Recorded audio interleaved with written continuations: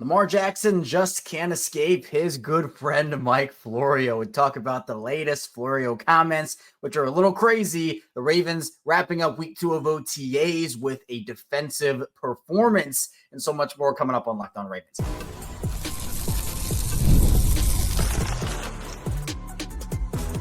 You are Locked On Ravens, your daily Baltimore Ravens podcast.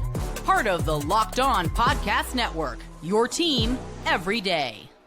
Welcome into another edition of Locked On Ravens, your daily Baltimore Ravens podcast. I'm your host, Kevin Oestreicher of Ravens Wired, here with you on the Locked On Podcast Network, your team every day. Thanks so much for being here, making Locked On Ravens a part of your day, your first listen each and every single day. Free and available on all podcasting platforms, including in video form on YouTube, where you can like and subscribe to the channel, and as an audio form where you can follow along and subscribe as well. We are 5 days a week plus more on Locked On Ravens. This is one of those plus more days here on this Saturday, as we have bonus episodes on the weekends sometimes when the headlines permit. We go live after every Ravens game, live after every piece of Ravens news, and we have more in store for you this upcoming season. Today's episode of Locked On Ravens is brought to you by Monarch Money. Take control of your finances with Monarch Money. Use code LOCKEDONNFL at monarchmoney.com, 50% off your first year. Appreciate all the everydayers, first-time listeners, and if you're somewhere in the middle, thank you as well. Hopefully everybody's having a good start to their weekend.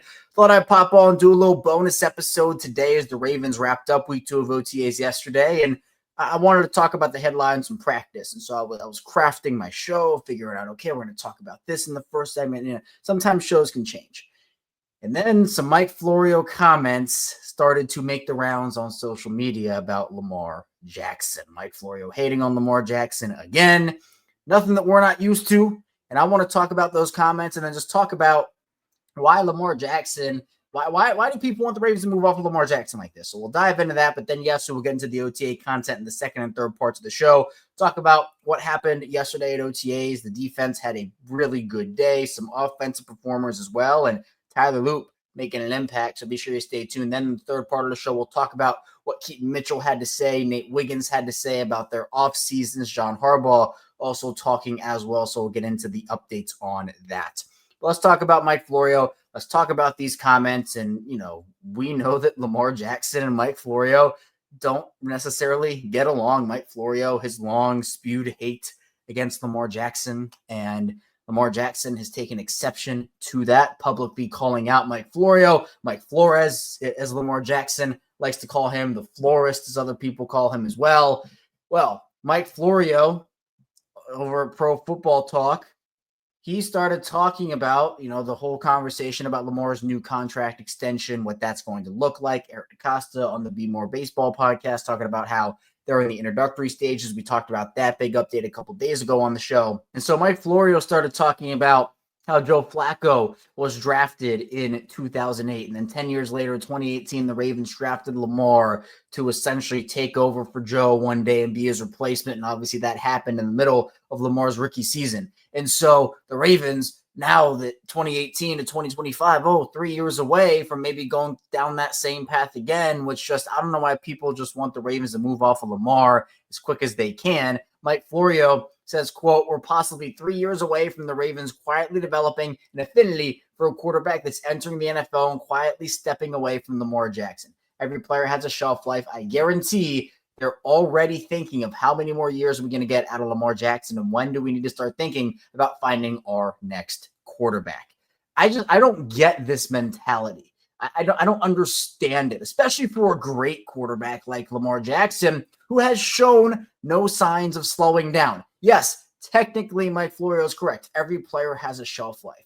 But why are these conversations only happening about Lamar Jackson? You can go back to Bucky Brooks having that conversation years ago about how the Ravens should have graduated from Lamar Jackson and moved on from him and drafted Justin Fields in the draft that year when that was happening. Like, why are people so quick to just have the Ravens discard a great quarterback who is an MVP candidate, one of the best quarterbacks in this league, and he can't get the respect that these other guys get? And look, I get it. And Lamar Jackson publicly called out Florio and said, I guess he just wanted clicks on his little podcast or show, whatever that rant was after that San Francisco win, when Mike Florio would just not let up on the Ravens and Lamar Jackson. And the Ravens went into San Fran and just beat down the 49ers. And Lamar had enough of it and just went off on Florio, which was deserved. Florio deserved that because of all the stuff. And then Mike Florio goes on the show and is like,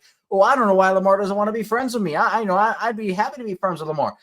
Lamar doesn't want to be friends with you because you talk about him any chance you get. And it's not very positive, right? There aren't a lot of positive Mike Florio comments about Lamar Jackson, particularly, and obviously the Ravens team in general. I just don't get, and look, where are these conversations about the other great quarterbacks, right? Why Josh Allen, he's a running guy, right? He runs the football a lot. He and Lamar Jackson styles are different, but hey, those two guys, if you want to talk about taking hits, Josh Allen takes more hits than Lamar does, right? Josh Allen is that bowling ball type runner. He'll bang India. He'll get extra yards after contact like that. Lamar's the more shifty style guy who's not going to be like the Cam Newton, right? Obviously, he's more the Michael Vick type there if you want to go with that and say, okay, Josh is probably more like Cam Newton and Lamar is probably more like Michael Vick, and that's okay. You just want to talk about, recent examples of it. But Josh takes hits too, so why aren't the Bills in this conversation? Why isn't Josh Allen in this conversation? Other guys as well. I know that there's this misconception about Lamar, and I don't know why it's still a misconception because it really hasn't happened since Lamar's rookie season. But, running quarterbacks, they take all these hits. And, Lamar's career is going to be shorter because he's a running quarterback.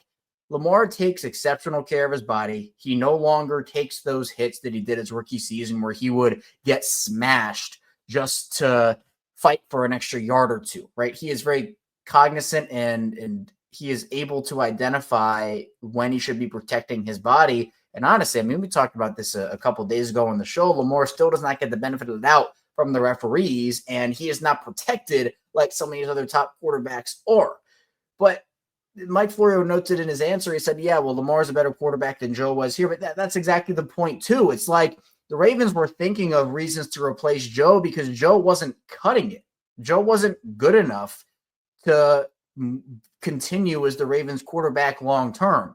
Lamar still has years ahead of him here, right? Lamar is 28 now. He'll be 29 by the time the season is up. Next year, once that season's over, he will be 30. Right, he's getting quote unquote up there in age, but he's still in his prime, right? It's not like he's 33 years old. And yeah, teams are always looking. Teams are always trying to figure out their next move, draft for the future, but also draft for the present. But what has Lamar done to be in these conversations? Again, I don't understand it, and I don't get why. Look, Lamar gets people clicks. All right, that it just is what it is, and to me, I'm blessed to do what I do over here on the Locked On Podcast Network with Locked On Ravens because, I cover this team daily, the Ravens, right? I cover this Ravens team daily. Mike Florio is stretched out trying to cover all 32 teams, and it's just, you can't get as good of a grip. I don't care who you are, how much work you put in. It's hard to get a specific laser-focused grip on all 32 teams the way that local experts can. And that's why I love being a part of this network here on Locked On, because we have an expert for each and every single team. I couldn't tell you, as much as I could tell you about the Ravens, about, the Browns or the Jets or the Panthers, right? Because I don't cover that team every day. But, I've been covering this Ravens team now. I covered them in 2018, started with Locked On here in 2019, right? There's nothing Lamar has done to deserve these comments. And I just think that with the way that Lamar gets clicks and with all these guys, even, Florio's just such a special case, in my opinion, because, even for guys like Dan Orlovsky and Emmanuel Acho, who kind of headed that Josh Allen MVP train, those guys compliment Lamar as well. Even Nick Wright, who has a long history with Lamar, still compliments him. He complimented him a couple days ago on that rant about how Baltimore didn't have a good roster outside of Lamar and Derrick Henry. He said Lamar was an awesome quarterback, says he's great in the regular season. The gripes Nick has with Lamar's in the playoffs, but yeah, obviously takes it to another extreme there. But Florio really, I don't think there's any positive I've seen Mike Florio comment about Lamar Jackson on. It just seems like I don't know if something's going on there. Again, I don't know that. But you look at this, with Lamar coming off of, look, I think Lamar should have won the MVP. Josh won it, and both guys were deserving. Lamar was my pick, but Josh won the award.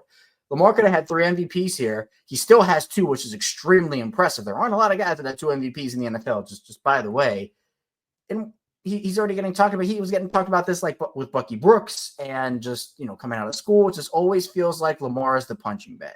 He can do whatever he can, and some narrative will always come back to bite him when it just doesn't happen with other quarterbacks. And look, I'm totally fine with giving Lamar criticism when it's due and, trying to be fair in things. This is what I try to do here on this show.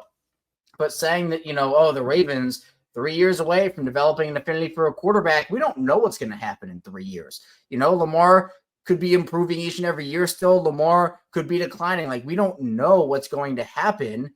But the fact that he says, I guarantee they're already thinking about how many more years are we going to get out of Lamar Jackson. Every team thinks that, but it's not like Baltimore's actively looking to move on here. Like, I don't even understand what it's June 7th today. I don't know what the point of this conversation was at all. I don't get it. Right? He's going to get another contract. It is what it is. Like, he's going to sign a big deal. He deserves that deal. It'd be dumb for them not to sign him to a big deal here. Josh Allen got his from Buffalo. Now it's the Ravens' turn with Lamar. I don't get it. I don't get it. So again, another Mike Florio, Lamar Jackson conversation. Lamar really just cannot escape it. And I don't know, maybe we'll hear some comments on Lamar on it one day. Maybe we won't, but we do know Lamar is not afraid to call out Mike Florio on some of his shenanigans here. But coming for the second part of the show, we're going to move into OTAs. The defense dominated the day, but that doesn't mean there weren't some offensive superstars performing at a high level as well. So stay tuned, plenty to come here on Locked On Ravens.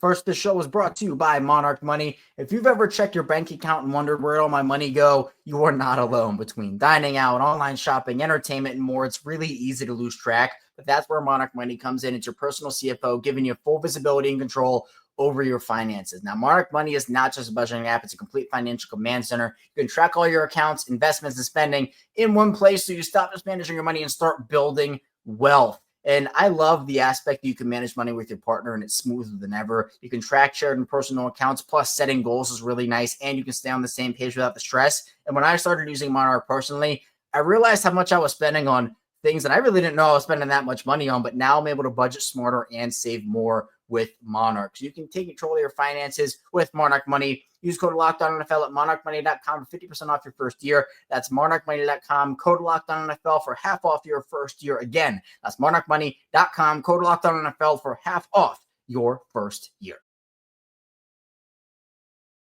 Back on Locked On Ravens, Kevin Oestreicher here with you on this little bonus Saturday edition of the show. Appreciate everybody for being here today. Make sure you hit that like and subscribe button in video form and follow along and subscribe in audio form. 5 days a week of Ravens coverage for you. We have a lot planned in store this season. I'm really excited for it. 2019, it's a long time ago. It's when I started covering this team.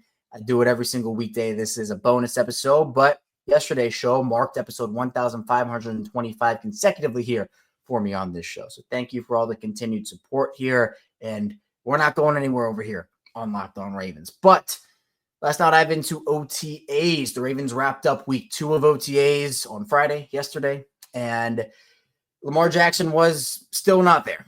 He still was not there. There were a lot of guys that weren't. Luke Jones, this comes from him. Ravens didn't participate in OTAs on Friday. Lamar Jackson, Derrick Henry, Kyle Hamilton, Nnamdi Madubuike, Tyler Linderbaum, Zay Flowers, Rashod Bateman, DeAndre Hopkins, Kyle Vidd, Noe Dafeowe, Justice Hill, Jake Hummel, Sanusi Kane, Rasheen Ali, Anthony Miller, and Emory Jones. Jones obviously has the shoulder, so he is not participating. So long list for Baltimore. And again, I'll just briefly say it here. The voluntary stuff doesn't bother me, right? These guys come and go from OTAs at times. It happens. It's, they're putting in their own work away from the team as well. They had a really good first week of attendance.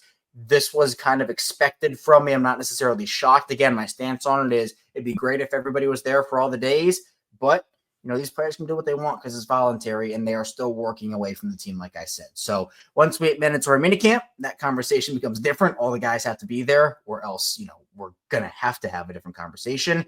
But that does mean that a lot of younger players were able to get some first team reps and make names for themselves, which I think is, really exciting, especially because you have so many guys that are going to be able to potentially make huge impacts for you, because we know this team it's stars all around the board, right? You have so many different guys that just have that star power, but you can't just win Super Bowls off of star power. You have to have the depth guys, the young players that also step up and make an impact for you as well. So here are some notes from Friday's practice. This coming from Justin Robertson over at BaltimoreRavens.com.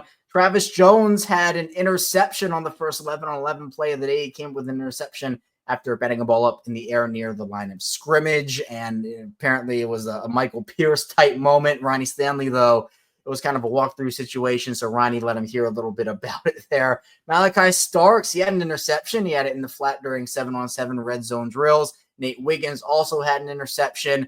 And then you also have Tyler Loop. He was perfect on his live kicks. Again, Loop and John Hoyland, they are going back and forth on days they're kicking. So this was Loop's day, and Loop had a 60-yard attempt that went through the uprights, and apparently it had more room to spare. And he went 6 for 6 on field goal attempts. So Tyler Loop making an early impact here. Keaton Mitchell, who we'll talk a little bit more about in the final part of the show, he had some receiver ability that he showed off. He had an over-the-shoulder catch near the back of the end zone from Devin Leary. Will Braid had a nice pass breakup intended for Charlie Kohler. And then Ruben Lowry had an interception for the second day in a row. He's been the guy that's been making the impact on the undrafted guys. Apparently, he's had a great OTA so far. And, the Ravens they spent 2 draft picks on corners. Jalen Armour-Davis is getting some looks at safety. We'll talk about that a little bit more in the final part of the show, too. But, hey, you know what? If Ruben Lowry makes an impact like that, there's an open competition for those back-end roster spots at that spot. So wouldn't be shocked if maybe he makes a push for that. Bill Smolka over at Pressbox said that it was a pretty erratic day for the offense without Lamar Jackson. And he mentioned Malaki Starks. He had that pass intended for Mark Andrews from Cooper Rush. And he also sailed a couple of other end zone passes over Mark Andrews' head. And apparently Mark Andrews was not amused by that. So, it's honestly nothing that's not expected from me here. The offense is obviously going to look a lot more stagnant and not put together without Lamar and some of those other guys there. Devin Leary had a couple of interceptions as well. And they're also, though, not to be forgotten here, not just the defense had some moments. The offense had some. Tez Walker is just continuing to ball. He had a 25-yard touchdown pass from Devin Leary in the corner of the end zone. He apparently adjusted in the air to the ball, which was great. Devin Leary found Keith Kirkwood in the end zone, and TJ Tampa got twisted around on that. And apparently, according to Bo, TJ Tampa earned a nice chat with John Harbaugh at one point. So not what you like to hear there.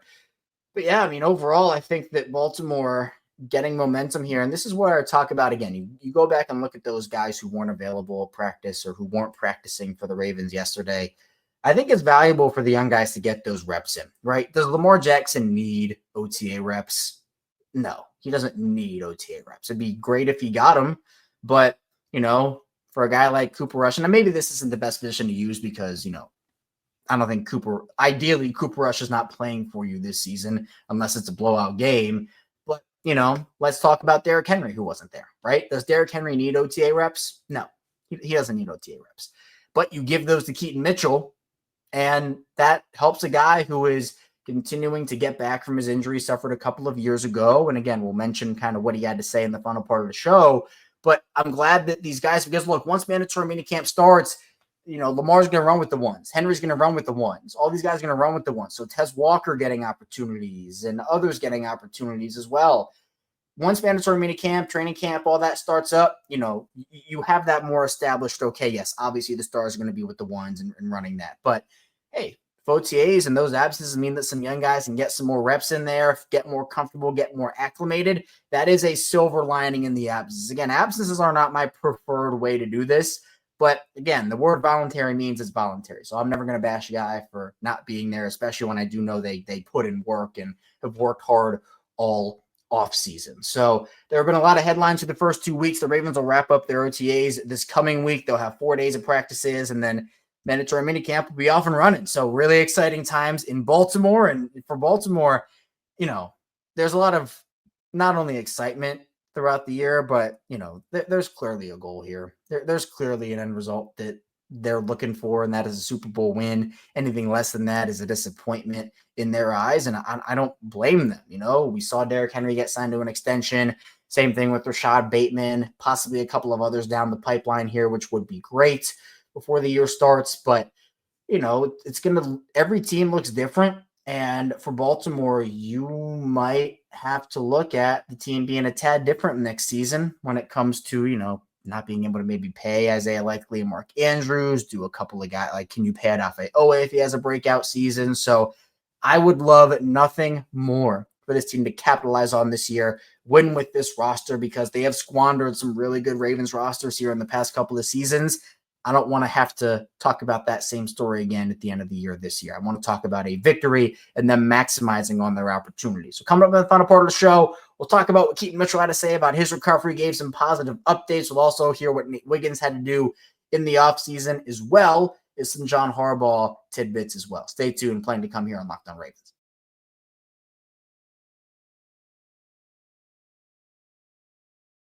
Back here on Locked On Ravens, Kevin Oestreicher still talking with you here, Saturday edition of the show.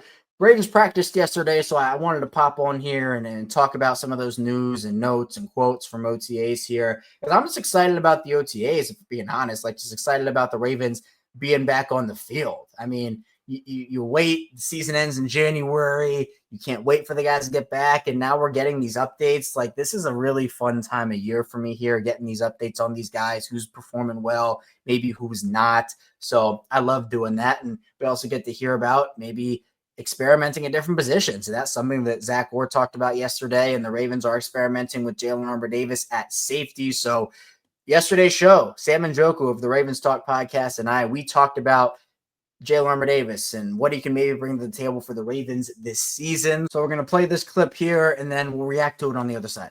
Getting Jalen Armour-Davis more snaps, especially to see who he is and what he can bring to the table, is really important. And look, if that is at safety and he is an internal option for them, there's something I really didn't even consider. But now that you kind of think about it, it does make sense considering some of the inexperience they have there. Not that Armour-Davis is a 10-year vet, but he's been around a lot longer than guys like Bo Braden and Snoopy King. People may not believe in Jalen Armour-Davis. Count me about one of the guys who actually believes in Jalen Armour-Davis. I'm a big JAD guy.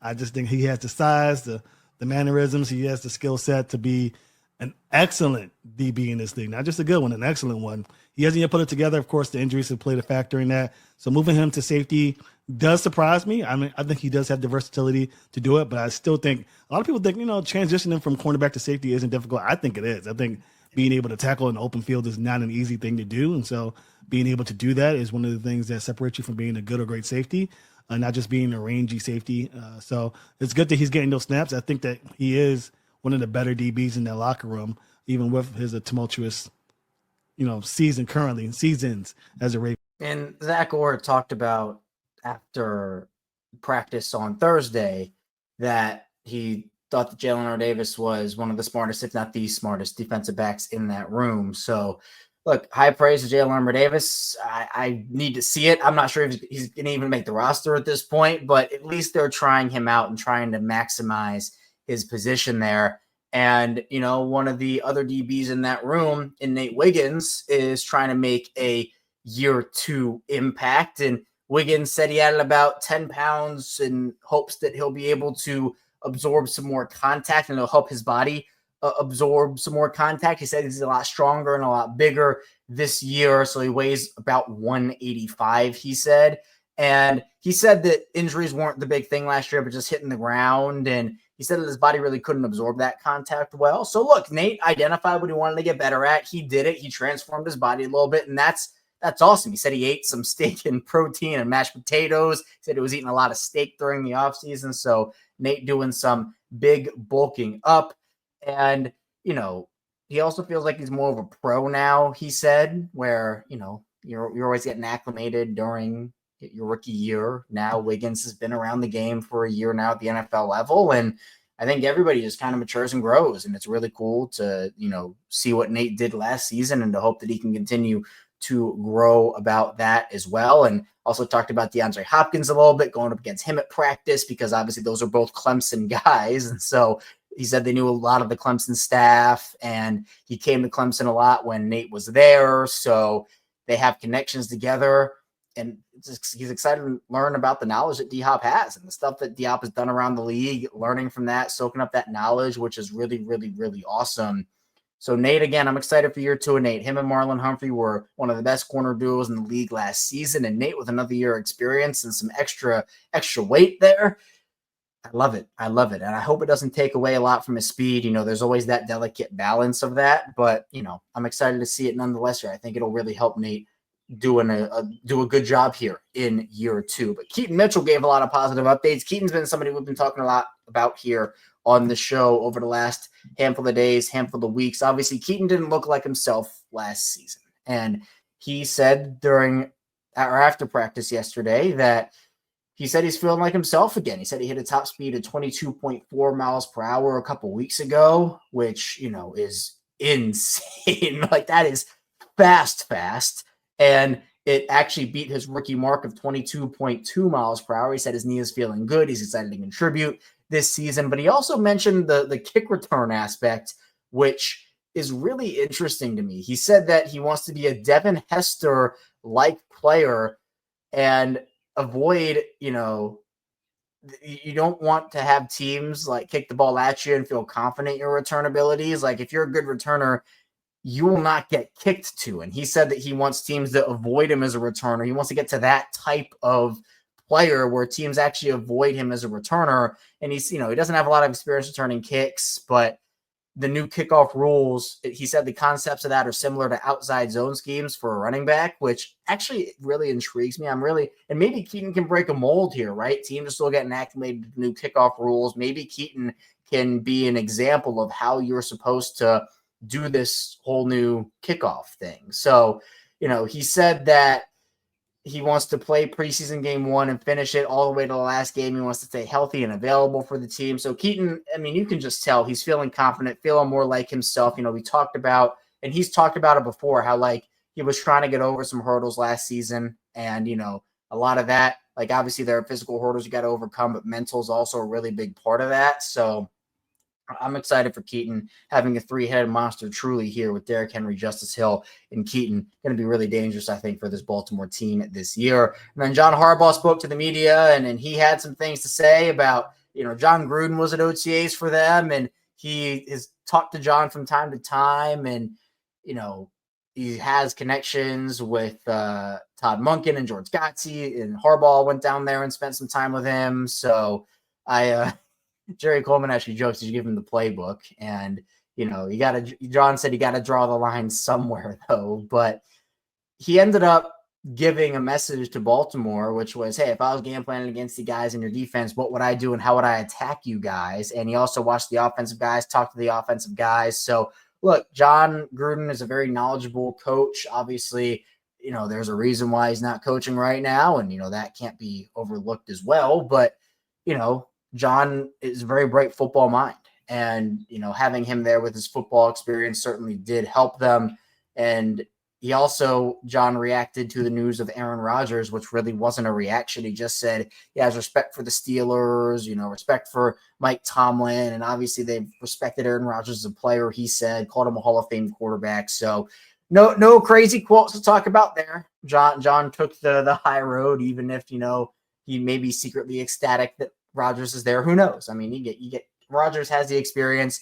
I personally think that Pittsburgh is really going nowhere this season. Like, Rodgers is better than what they had in Mason Rudolph, but that's a whole different conversation. He praised Rashod Bateman, Rashod and Zay. He said that he loves Rashod Bateman. He has from day one. He's been so determined. So a lot of good things there. And then John Harbaugh said that, he really is not concerned about Lamar not being there. He said that he loves Lamar and he can't wait to get the season going, and that when he was here, he was in great shape, threw the ball great, made the right reads, through the offense, and was excellent. So that's what Harbaugh said. And he said, yeah, when he comes back and practices, you expect him to be at that level. And, he's not measuring the attendance. It's voluntary, so he's not measuring that. And, he said when Lamar's out here, he loves being out here. So another ringing endorsement from John Harbaugh to Lamar Jackson. But that's all I have for you here today on Locked On Ravens. Thanks so much for tuning in to this bonus episode. We'll be back here on Monday unless there's a crazy headline tomorrow, which of course then we'll get back here on Sunday and talk about it. But if not, we'll be back here on Monday talking Ravens football. So be sure to hit the like and subscribe button in video form, follow along in audio form, and I'll see you right back here soon on Locked On Ravens.